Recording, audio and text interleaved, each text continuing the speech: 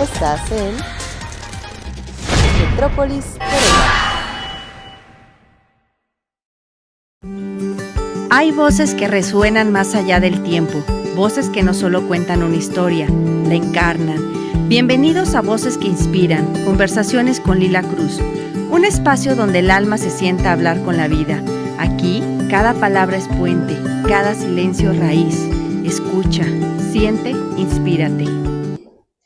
Bienvenidos y bienvenidas a Voces que Inspiran, conversaciones con Lila Cruz, el espacio donde la arte, la historia y las palabras se encuentran para abrir ventanas al alma. Hoy nos acompaña un gran creador que entiende el arte como un puente entre mundos, Luis Gerardo Sánchez Vázquez, nacido en mi amado Querétaro en 1984. Así es. Su vida ha estado marcada por los colores, las texturas y la necesidad de compartir la creatividad con otros. Pintor, ilustrador, escultor, muralista, maestro, curador y gestor cultural.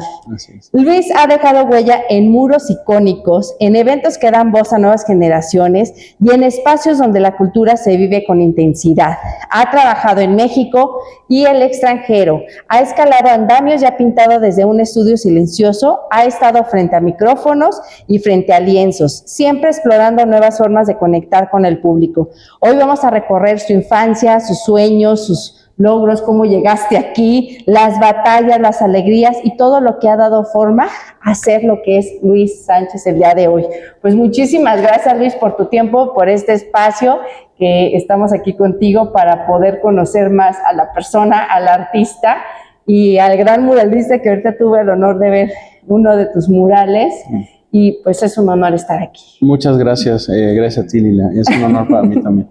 Bueno, pues primero, ¿cuál es tu primer recuerdo ligado a la creación? Cuando eras niño, ¿cuál fue así como tu primer punto de explosión cósmica que dijiste, wow, a esto me voy a dedicar? Claro. Oye, viendo aparte también este techo de inspirador. Sí, es un lugar poco convencional. Cuando me invitaste a tener la entrevista, te comentaba que en este momento el estudio es prácticamente una bodega y me la paso pintando más bien en la calle, entre ciudades. El recuerdo más remoto que tengo, hablando de mi infancia, es pues quizás ver la televisión y ver caricaturas, así como el resto de mi generación.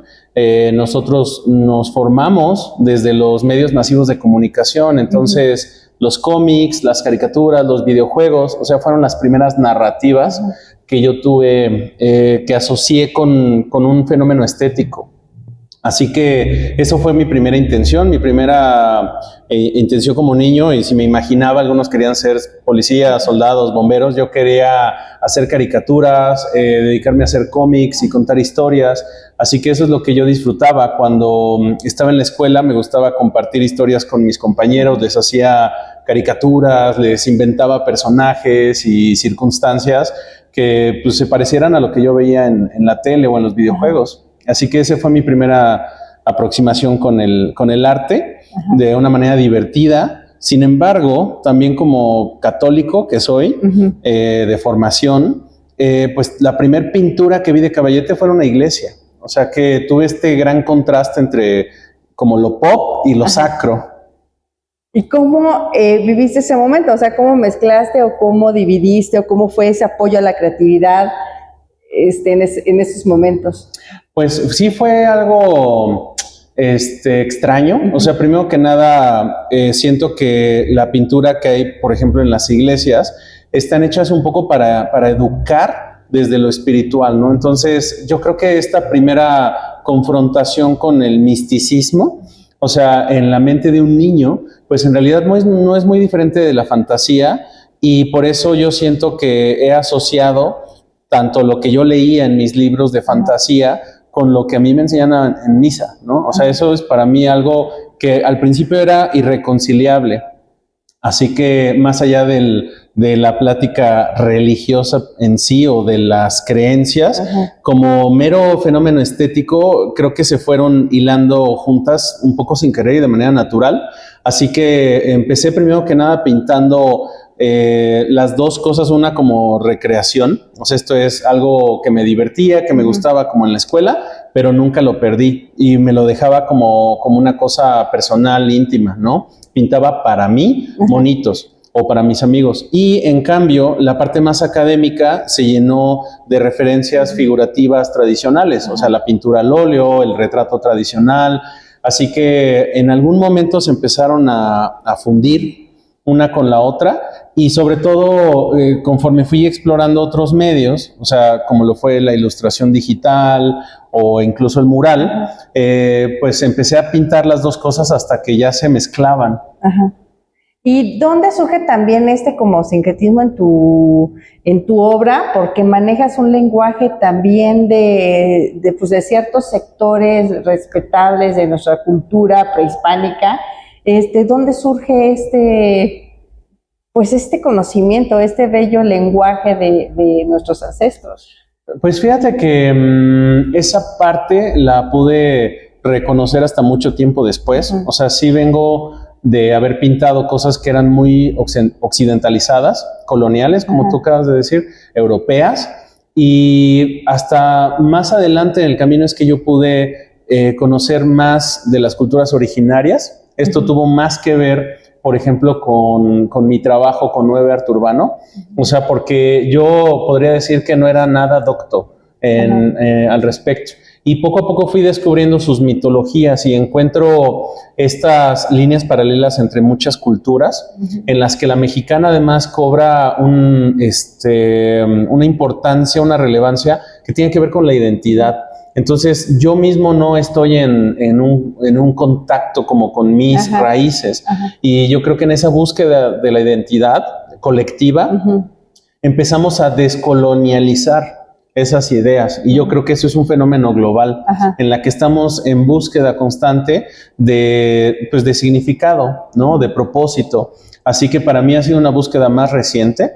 O sea, definitivamente no creo que vaya a ser como una línea rectora. Yo como que cada vez que encuentro una cosa que conduce a una cierta serie o una época de trabajos, llega un momento en el que quizás no es por aburrición, sino tal vez como que siento que tiene que evolucionar hacia otra esfera.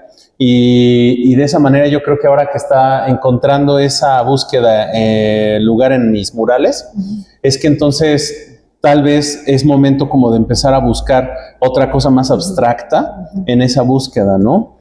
Por ejemplo, en este mural que estoy pintando ahora, hay una asociación entre estas dos ideas que son el agua y el fuego, ¿no? Entonces yo pienso que eso está presente en muchas culturas, es en ese sentido universal, y en esa universalidad podríamos encontrar la forma en la que está codificado en nuestra región. Entonces de repente algo como el dios de la muerte, ¿no? Mictlantecutli, o a lo mejor esta alegoría del águila o del escudo nacional, pues empezaríamos a encontrar que en culturas muy distantes también se darían, ¿no? Es lo que vivimos, por ejemplo, cuando hicimos un festival en Estonia, en las que había como líneas paralelas entre la cultura estonia y la mexicana, ¿no? O sea, la importancia que tenía el venado para ellos. ¿Cómo se llamó ese evento? Porque también hacen una fusión precisamente de esa cultura, ¿no? No es hubo Mexpania, pero esa fue... ¿No te acuerdas cómo se llamaba? Mextonia. Mextonia. Así es. Sí, pues esta fórmula como de hacer remixes, ¿no? También que era como muy, es algo también medio pop, como de hacer una mezcolanza, como tú acabas de decir, un sincretismo, o sea, adoptar fenómenos históricos, estéticos de una cultura y tratar como de no solo encontrar paralelismos, sino fundirlas, ¿no? Hacerlas encontrar en contraste. El significado. Oye, antes de irnos un poquito más adelante y sobre todo actualmente, ¿cómo ha evolucionado tu carrera? ¿Cómo ha evolucionado este tema artístico en ti? Desde la academia, si estuviste en la academia, hasta ahorita, ¿cómo has sentido esa evolución? En términos cronológicos, pues yo nazco aquí en la ciudad de Querétaro.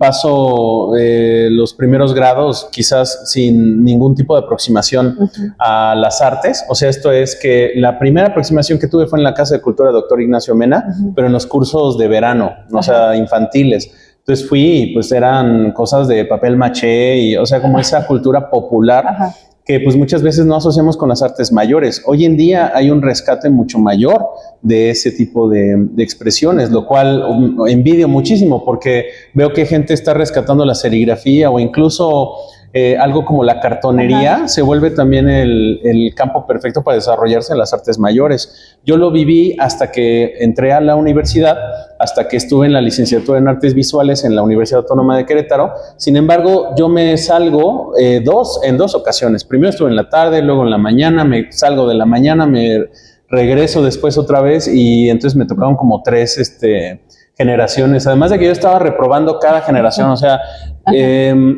la verdad es que en la preparatoria me acostumbré todo el tiempo a estar dibujando y hacer apuntes como gráficos en lugar de tomar como el dictado.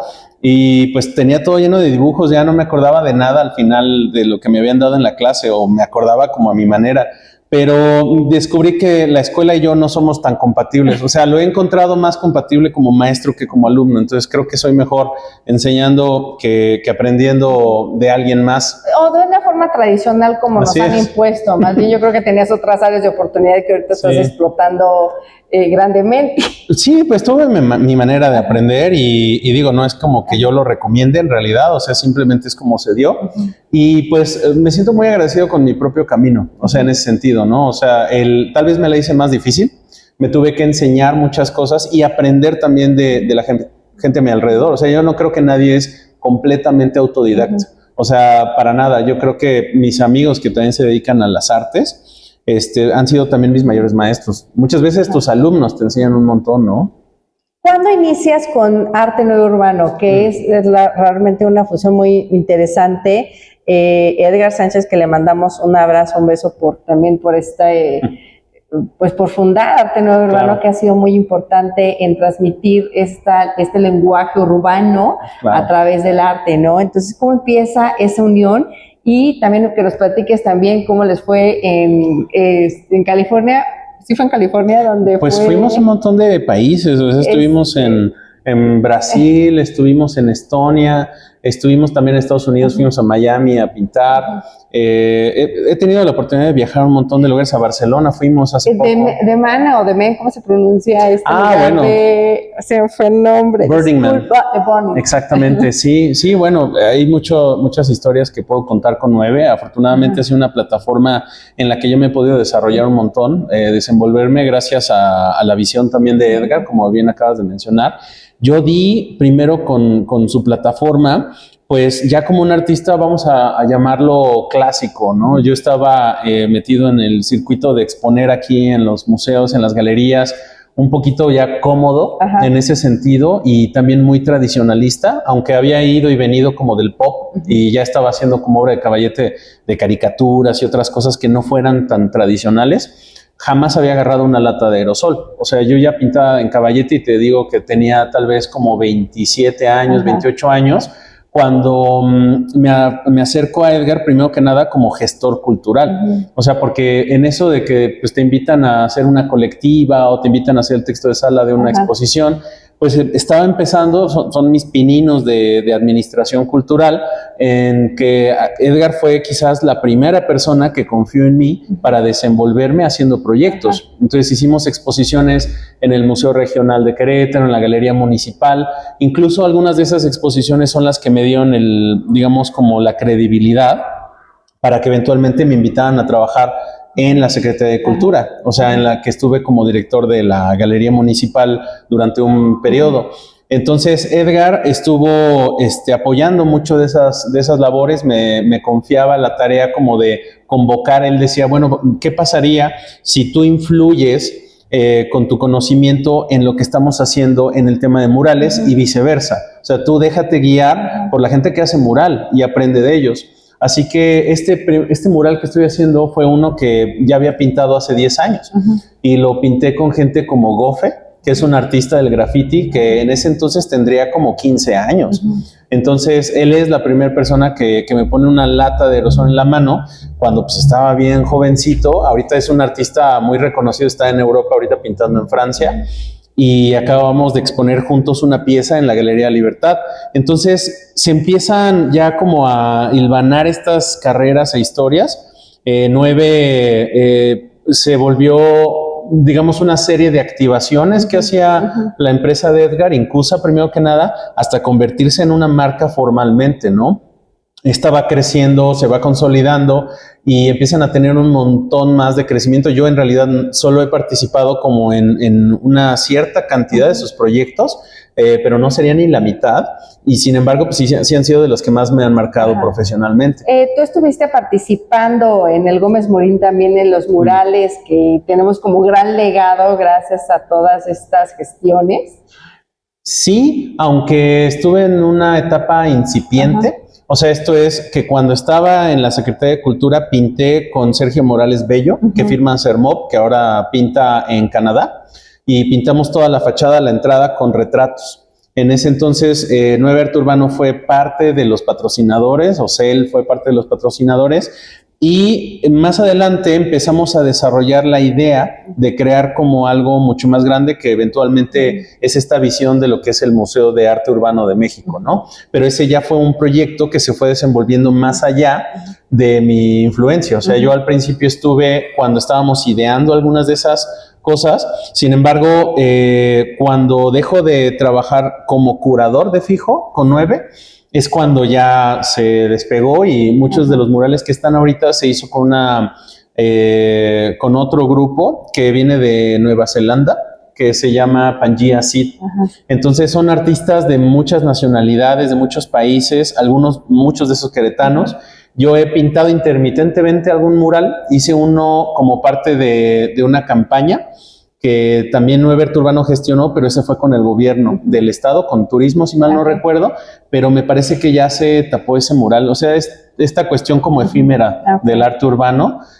Así que actualmente no habría un mural mío en Gómez Morín. Esperemos verlo próximamente. Próximamente, quizás sí. Este estigma del arte urbano, ¿cómo lo han ido como abriendo, o que la sociedad lo acepte un poco más? Porque, bueno, yo recuerdo en mi época que el graffiti era como de vándalos, un tema pues de suciedad a lo mejor. Entonces, ¿cómo se ha ido haciendo respetar el arte urbano en la actualidad y cómo se le ha dado su lugar? Claro, pues creo que igual que el tatuaje u otras cosas, como bien dices, se pueden asociar con prácticas que no nada más son, vamos a pensar, delictivas, porque ese sí es, como bien dices, un estigma que pues bien podrían venir como de algo que es diferente. O sea, creo que antes que nada hay que entender también los procesos sociales, en los que no creo que sea falta de cultura o rechazo, como una especie de miedo irracional el que la gente experimente, simplemente que es algo distinto, ¿no? Es una voz, ¿no? Por lo que yo entendía, que alguna vez tuve una plática con Edgar precisamente el graffiti, es rescatar también esas llamadas de grito de las sociedades, y cada uno tiene como un lenguaje, por lo que tengo entendido, ¿no? Cada quien tiene una firma o un sello de acuerdo a las entidades. Pues mira, yo creo que ese fenómeno empieza desde hace muchísimo tiempo. O sea, el arte urbano podrían muchos alegar que pues es también como paralelo al desarrollo de todo el arte y la cultura, o sea, porque hay quienes tomarían como referente inmediato el arte rupestre. El arte rupestre sería una cosa que pues es pintura en pared. Entonces, desde ahí en adelante, lo que conocemos ya como graffiti, o sea, tiene como un trasfondo específico, ¿no? Desde que se desarrolla específicamente el aerosol, es que entonces se empieza como a vincular con la cultura del hip hop en los Estados Unidos en los años 80. Entonces, por ahí tenemos una vertiente que se empieza como a globalizar, se empieza a permear en todas las demás culturas, pero más que un tema de cultura, para mí es un tema de clase social. Para mí, como opinión, podría decirte que se trata de un arte popular. O sea, esto es que, así como las expresiones de los barrios, como lo pueden ser una fiesta patronal, el graffiti en el barrio posee una identidad específica en la que podríamos decir que los hijos de los obreros utilizan una herramienta industrial. O sea, esta es una pintura como lo es el esmalte acrílico en aerosol. Es ante todo una herramienta, como lo puede ser una herramienta de construcción. Hacer arte como una especie de apropiación de la herramienta va desarrollando sus lenguajes, va desarrollando sus particularidades. Entonces, yo creo que más que un estigma, entonces se vuelve como una especie de fetiche. O sea, porque también especialmente en estas cuestiones como políticas, es que se empieza a utilizar como herramienta de control también. O sea, esto es una opinión tal vez controversial, pero hoy en día me encargo mucho de la gestión de proyectos que tienen que ver con arte urbano, con el municipio, por ejemplo. Entonces, hay mucho sesgo de los procesos no artísticos y culturales y sus definiciones, sino de los procesos en sí sociales en general. O sea, esto es que es muy conveniente decir que el arte urbano es una especie como de práctica a tolerar cuando empezamos a observar las estadísticas en las que el número de personas que han hecho algo de graffiti, esto es de escritura con aerosol en la calle, en la pared, es de no solo de unos cuantos, o sea, no de, por ejemplo, como en ese caso una pandilla podría ser una especie de grupúsculo, ¿no? Sino se trata como de una práctica común, o sea, en la que permea toda la cultura de toda la gente en esa zona. O sea, que podrían ser miles de personas las que alguna vez han hecho un tag o una bomba, o sea, como conocen, ¿no? En los barrios. Ahora, de ahí no estamos pensando que eso, por ejemplo, vale algo porque no tiene una identidad comercial. Sin embargo, ya hemos encontrado esta práctica como también un negocio muy importante, considerable. O sea, esto es que lo podemos observar en lugares como Brasil. El graffiti es muy caro, porque si pensamos que cada lata de aerosol cuesta desde 120 pesos cada lata, o sea, una cosa que incluso se vea como de mediano empeño, cuesta bastante ejecutarlo. En realidad, es esta cuestión también más bien como de la invasión del espacio público, que es también lo que hace que la gente lo rechace, ¿no? Ahora bien, podríamos pensar que en una sociedad en la que, digamos, hay como formas de actuar que rompen como con lo tradicional, también tenemos eso como una expresión de libertad. Entonces, para mí es muy importante que, si bien es una práctica que puede ser invasiva y ilícita, también, ilícita, también es un acto de apropiación del espacio público. O sea, esto es algo que muchos de los escritores han expresado, ¿no? Que es como se le llama como al artista de graffiti, al grafitero. Yo en realidad nunca he practicado el graffiti desde la parte de la escritura, porque no crecí con ello. Yo crecí en el centro histórico. Entonces, mi identidad es de un barrio muy tradicional de Querétaro, en el que el graffiti, pues en realidad podía haber algunas expresiones. Hoy en día se ve mucho más de ese graffiti en el centro histórico, pero también ahora acabo como viéndolo con otros ojos, ya que he conocido un montón de artistas, de un montón de escritores, y a lo mucho he llegado como a pintar, por ejemplo, en los unders y estas cosas, pero hay una escisión. Hay un lenguaje, pero también hay un contraste y una escisión en esos grupos en los que el artista de graffiti, el escritor, que lo ve estrictamente como un acto también que tiene que estar implícito el que sea vandálico, rechaza por completo al artista que se dedica al mural. Hay artistas que hacen mural que además hacen graffiti y son escritores de graffiti. Entonces, digamos que no está todo como tan homogéneo como para pensar que hay un fenómeno, solo un fenómeno que se puede observar. O sea, en realidad hay un montón de expresiones, incluso en el mismo graffiti. Existe el caligrafiti, por ejemplo, que es caligrafía, es escritura, pero no necesariamente solamente el del tag, ¿no? Sino gente que lo hace como si fuera la letra ornamental que se solía hacer con plumillas, ¿no? Y lo hacen ahora con el aerosol y con válvulas especiales.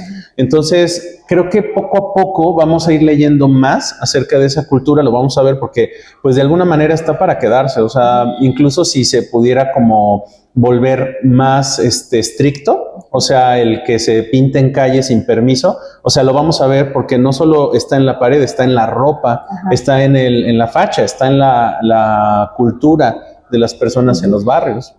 ¿Cómo describirías más bien tu arte? O sea, ¿cómo te describirías a Luis Sánchez? Definitivamente yo no me veo a mí mismo solo como artista, o sea, y lo digo solo no de manera peyorativa, sino que a mí me interesa el arte como proceso, sí, de identificación personal, de diálogo con la sociedad, pero yo no creo en los artistas decimonónicos. O sea, esto es que los modelos actuales que tenemos para para el desempeño de un individuo en el mundo de la cultura y las artes debería ser horizontal, totalmente. Yo siento que todas las personas deberían practicar el arte así como lo hacen con la escritura, pero si tú te das cuenta, o sea, ya nadie escribe tanto como con un lápiz y papel, ¿no? O sea, ni con pluma.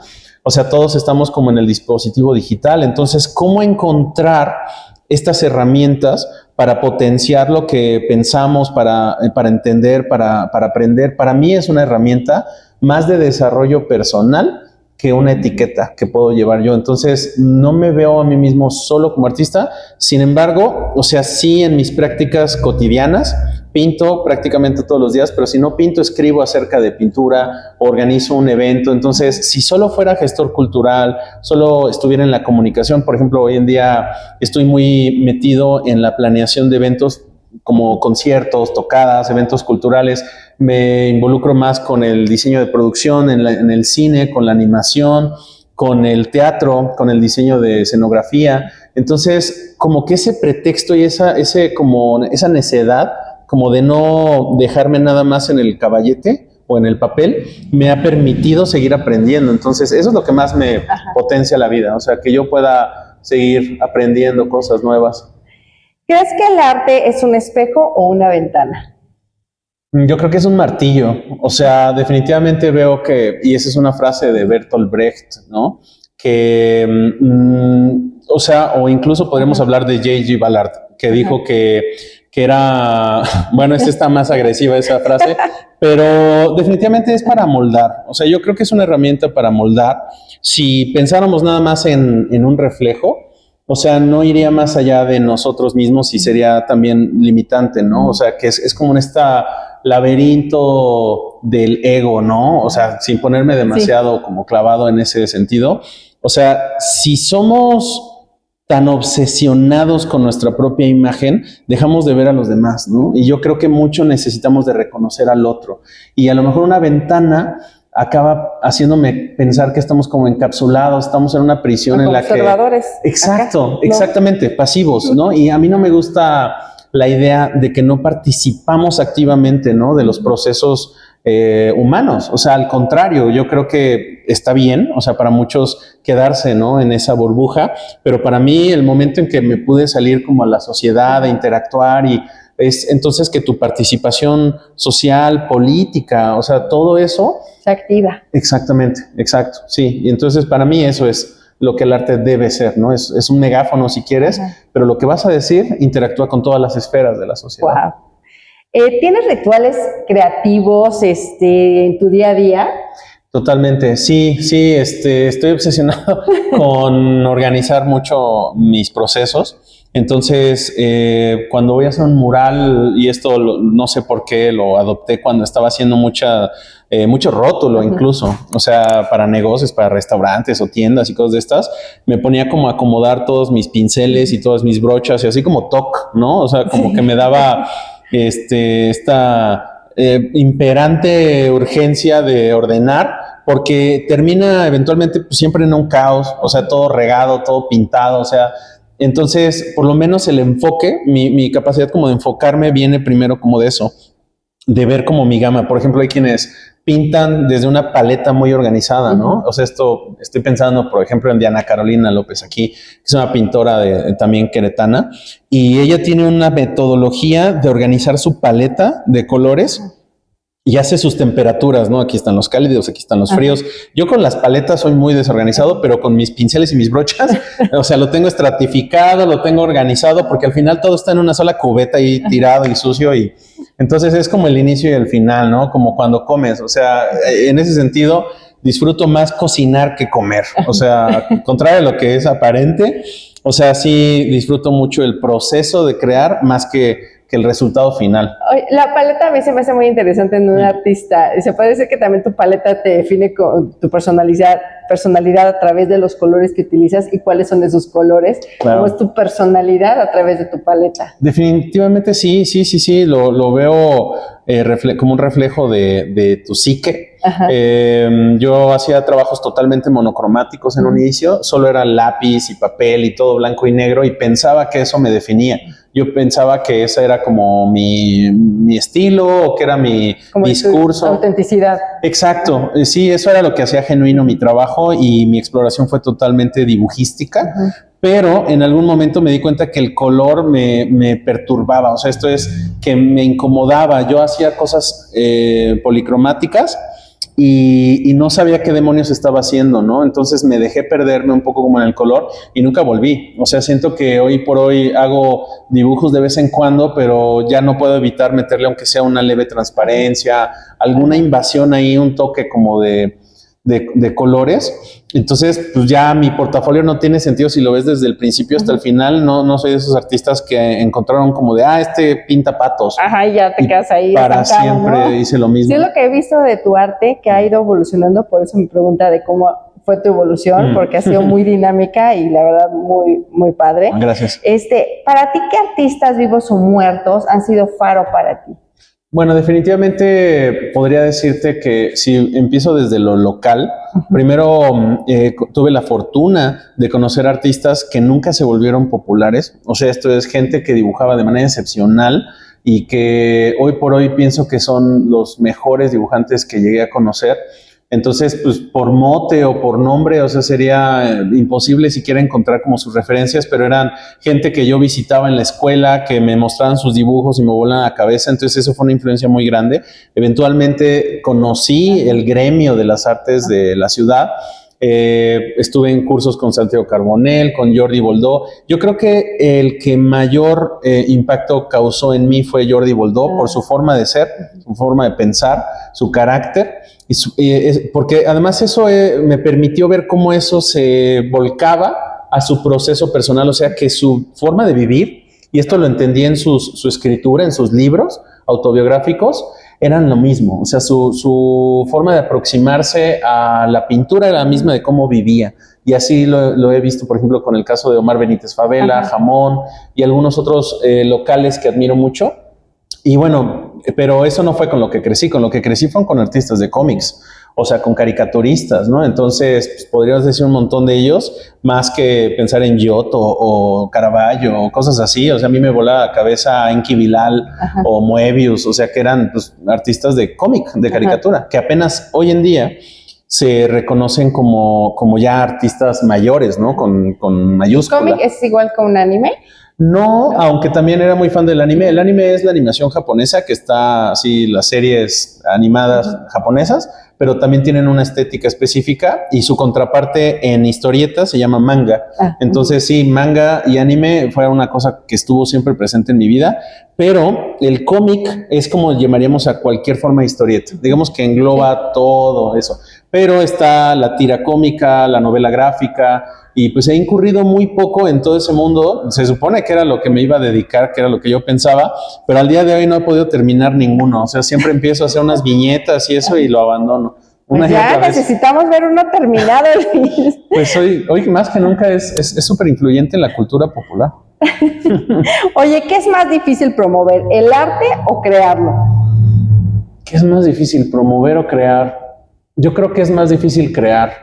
O sea, sí, definitivamente promoverlo es encontrar tu fortaleza en los otros. Y eso para mí se volvió, por mi forma de ser, mucho más fácil. O sea, el tener que confrontarme a solas con mis propias ideas en el estudio me hacen cada vez producir menos.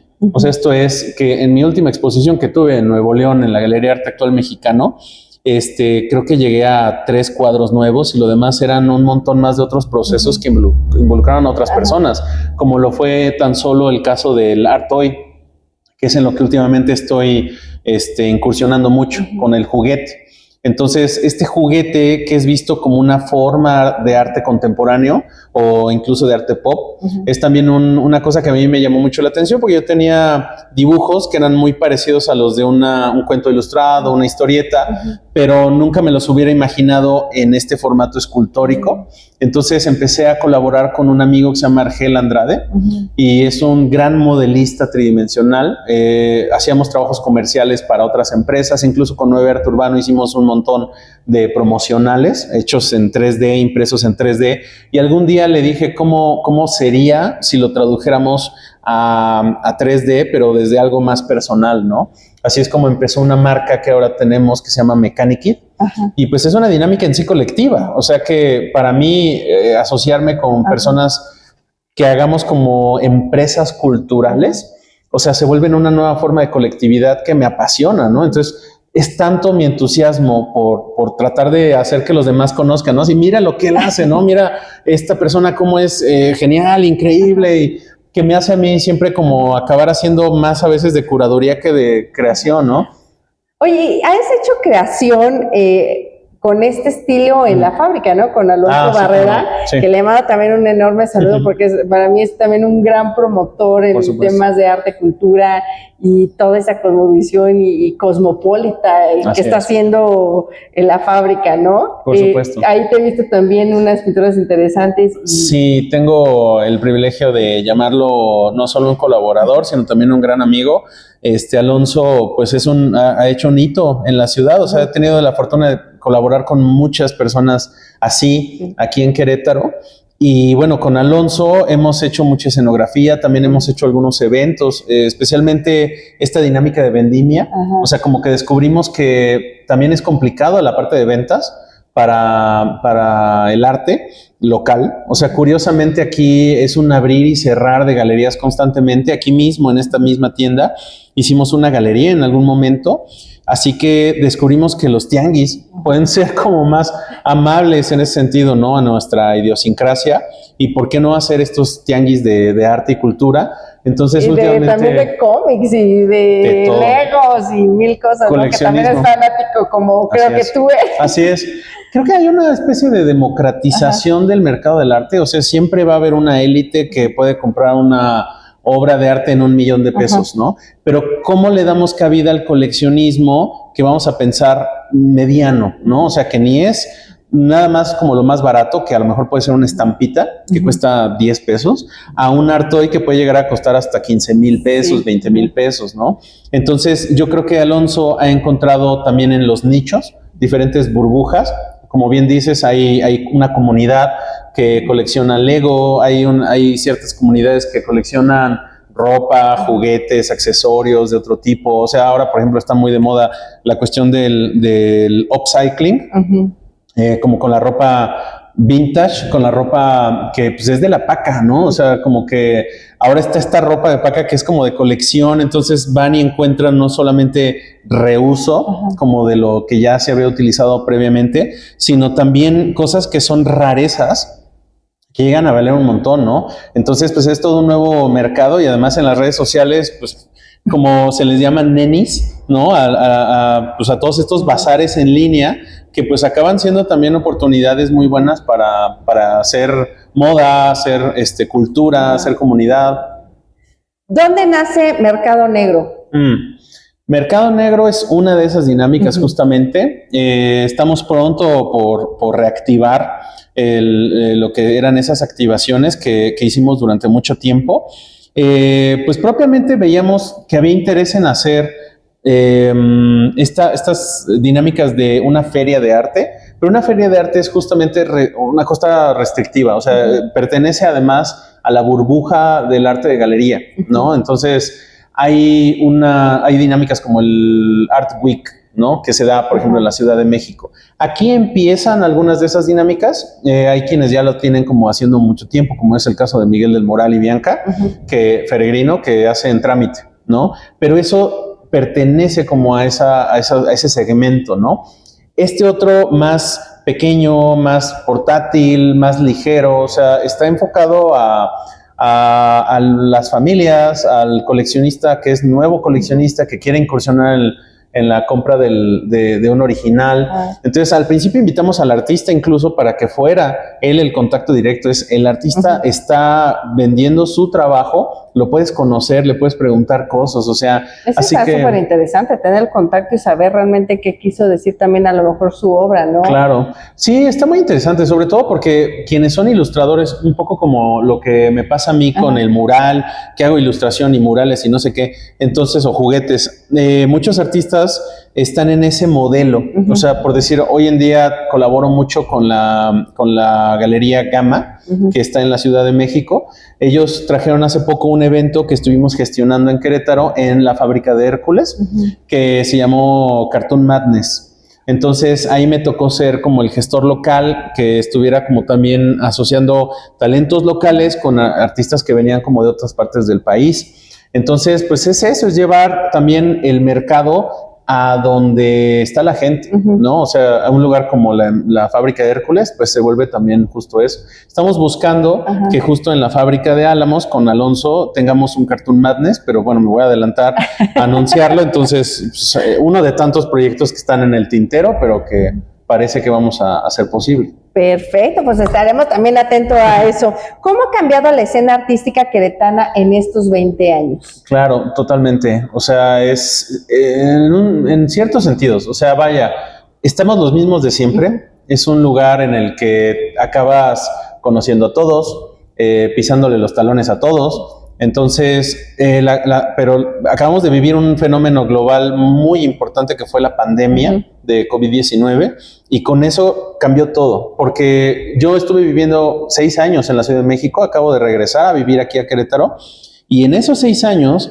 había gente que tenía 12 y hoy en día son personas que empiezan su carrera, que vienen de un mundo muy diferente, que terminaron la carrera en línea, que están experimentando su desarrollo artístico y personal en línea. Entonces, es muy diferente tener como la restricción de alguna manera, como de que tus maestros era lo único que conocías, ¿no? O sea, en Bellas Artes tenías 3 maestros de pintura y acabas pintando igual que ellos 3, pero hoy tienes algo como Instagram y cambia por completo, pues, a qué fenómenos estilísticos les prestas atención. Entonces, lo local es relevante, pero también está influenciado por lo global. Y aunque yo viví ese proceso, alguien que hoy por hoy va empezando en el mundo del arte tiene acceso a unas herramientas que no existían. Los tutoriales tan solo que son gratuitos para poder aprender o plataformas de enseñanza como Doméstica están modificando completamente el papel del arte. Ahora, ni siquiera mencionamos todo lo que implica el desarrollo de inteligencia artificial. Hoy por hoy yo trabajo muchísimo con inteligencia artificial, la mayoría de mis contemporáneos están en este conflicto también, como de qué vamos a hacer, cómo lo vamos a dejar entrar como en nuestro proceso artístico y creativo, ¿no? Y en mi caso, si no hubiera sido también por el manejo de herramientas de inteligencia artificial, no hubiera sido posible trabajar durante la pandemia en todo lo que estuve haciendo, que eran películas, eran series, eran campañas políticas, o sea, y revolucionó muchísimo nuestros métodos de producción. O sea, hoy por hoy, sin sacrificar lo genuino y lo auténtico del discurso artístico, creo que tratar de acoplar esas metodologías, esas técnicas, esas tecnologías además, pueden expandir muchísimo tu visión, amplificar tus capacidades, tus alcances. Y pues yo siento que hay que perderle el miedo a la par de que también lo controlamos un poquito, ¿no? Como que no se nos salga y se vuelva lo único que ya nos hace ahí como flojos, ¿no? ¿Tú qué crees que le faltaría a Querétaro para ser un lugar donde los artistas puedan vivir de su arte? Yo creo que ya estamos viviendo muy bien del arte, pero tal vez no es desde Querétaro. O sea, a mí lo que ya me pasaba mucho antes de irme de la ciudad, y ahora que vuelvo, es que mis clientes tal vez no estaban aquí. O sea, yo desde hace mucho tiempo que trabajaba para gente que estaba en la Ciudad de México, en Nuevo León o en otros países, ¿no? Mandaba mis cuadros por paquetería. Creo que en ese sentido también la ciudad va cambiando por la gente que vive en la ciudad.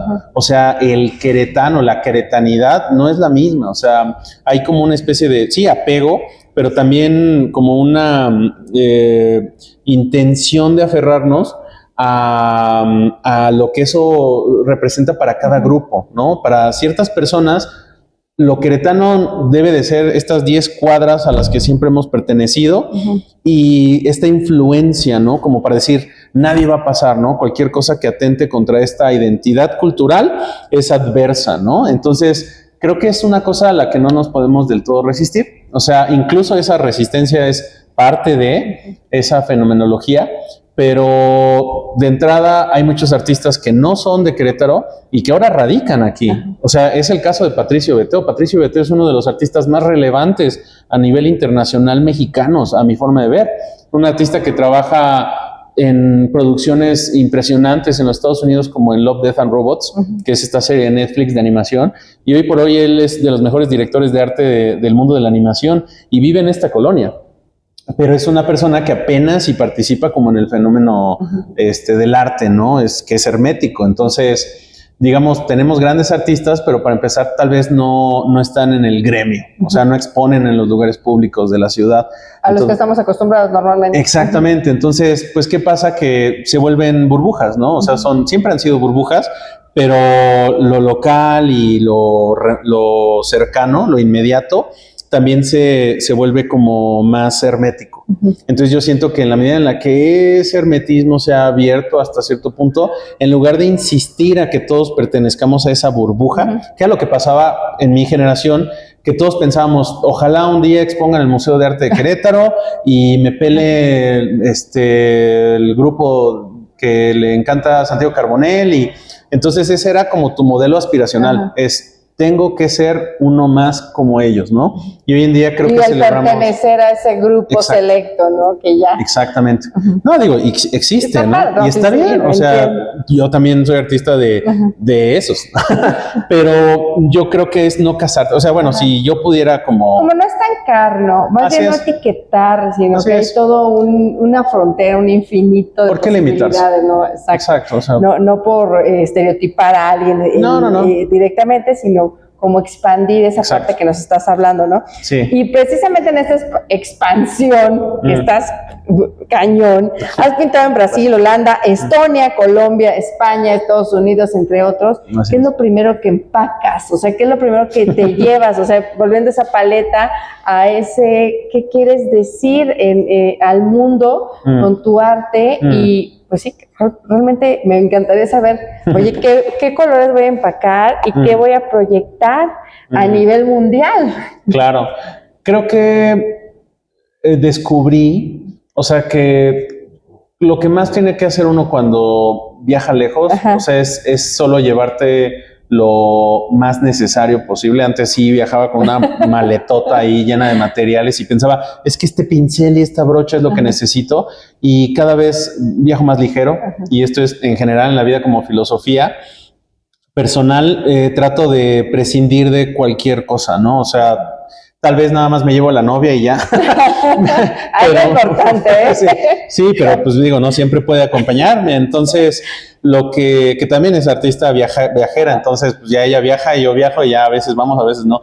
Pero en realidad lo que siento es que tienes que entender que lo que traes en tus manos no es material, ¿no? O sea, es un poco tu experiencia, es tu vida. Y yo creo que aprendes a que viajas con tu casa. O sea, eso es que cuando descubrí que no necesitaba un espacio físico para poder crear algo propio, dejé de necesitar un estudio. Entonces, aunque lo tengo, se vuelve como mis cajoneras con pinceles, pero en realidad cada vez paso menos tiempo ahí, ¿no? Se siente como un lugar seguro al cual volver, pero siento que mi casa me volví yo.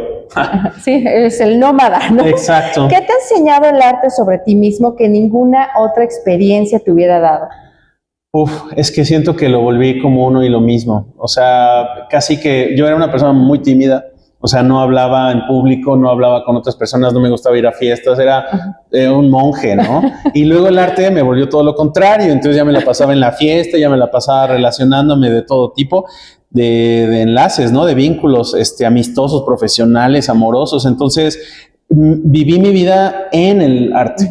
Así que como que fue una especie de trampolín al mundo, ¿no? O sea, muchos se acostumbraban a salir desde chiquitos a la calle y conocer a sus vecinos. Yo no. O sea, hasta que tenía como 19 años y ya era así, decía por ahí Román Miranda, él no es artista plástico, dice, era autista plástico, ¿no? Y es que yo me sentía totalmente identificado con eso. O sea, yo era una persona como muy limitada en lo social, y el arte me lo quitó, me lo borró, me lo despojó. Entonces, ahora esa es la manera en la que hago todo. O sea, mis amistades, mis relaciones han empezado desde ahí. Y aunque quisiera, pues ya no me hallo en ningún otro lado. Así que como enseñanza, pues ¿qué te puedo decir? Me lo enseñó todo. Para bien o para mal. ¿Algún momento de choque cultural que haya transformado tu visión en el arte?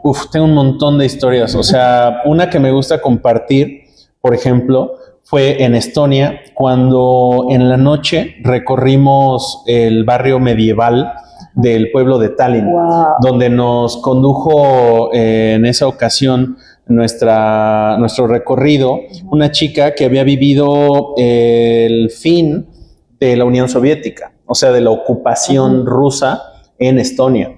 Entonces a ella le tocaron las noches de los martillos rompiendo las ventanas de las casas, ¿no? El hecho de que no había aceitunas, o sea, porque vivían como de una manera como limitada, ¿no? Cambia el modelo político, el modelo social, o sea, cambia drásticamente el mundo frente a tus ojos.